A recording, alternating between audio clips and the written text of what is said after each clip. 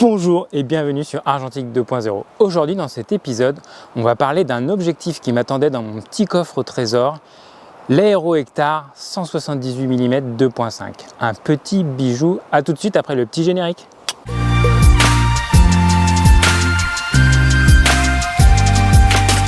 Pour ceux qui découvrent la chaîne avec cet épisode, je m'appelle Thomas et c'est moi qui anime le blog et la chaîne YouTube Argentique 2.0. Donc aujourd'hui, on va parler objectif photo parce que c'est objectivement quand même la question qu'on me pose le plus.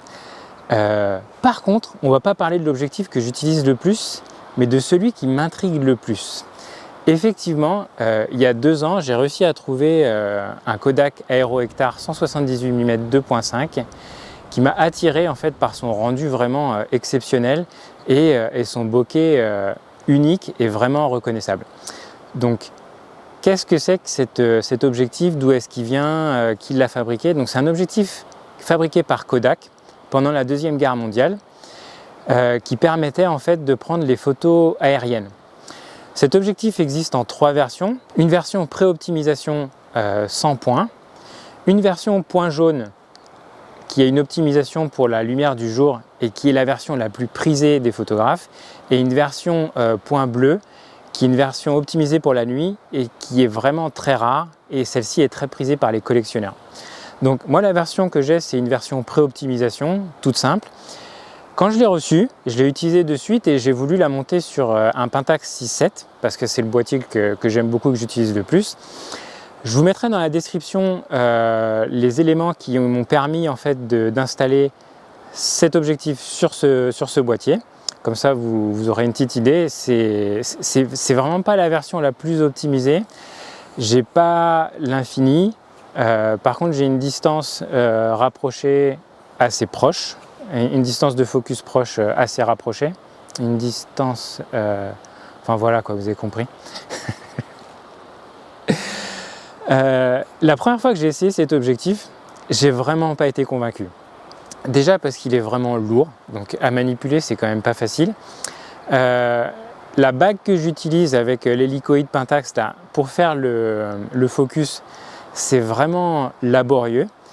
Et en plus j'avais un problème sur le bokeh, j'avais un rendu, je ne comprenais pas ce qui se passait et ça faisait pas du tout ce à quoi je m'attendais, donc j'ai pas été conquis par ce premier essai, donc c'est retourné dans la boîte jusqu'à temps que je puisse m'y repencher encore une fois. La deuxième fois que j'ai sorti cet objectif pour lui redonner, pour le retester et pour essayer de vraiment m'en servir, parce que vraiment je voulais m'en servir correctement, c'était encore pire. Du coup, c'était en hiver, le soleil était très bas et du coup j'avais vraiment des problèmes de réflexion dans l'objectif. Ça me donnait des choses très moches que voici maintenant à l'écran. J'ai pas compris de suite pourquoi il se passait ça. Et effectivement, le problème en plus, c'est que quand j'ai utilisé, il faisait froid. Donc quand j'ai voulu démonter l'objectif de l'appareil, j'ai cassé la bague hélicoïde Pentax, puisque du coup, je voulais démonter la bague vissée, mais en fait, c'est la bague de l'hélicoïde qui a cassé. Donc dommage. Donc tout est retourné dans le coffre. Et récemment, j'ai réussi à réparer l'hélicoïde et l'améliorer en retirant, en fait, j'ai compris, des fois je suis un petit peu lent quand même, mais en fait dans l'hélicoïde il y avait une protection carrée et du coup c'était ça qui faisait un problème en fait avec le bokeh de l'objectif. Donc du coup j'ai retiré les 2 carrés qui étaient dans l'hélicoïde Pentax, j'ai refait un essai et là effectivement ça m'a donné les résultats auxquels je m'attendais et maintenant je suis vraiment très content des résultats. Donc là, je vous laisse regarder quelques petites photos et découvrir effectivement ce bokeh qui m'attire tellement dans cet objectif.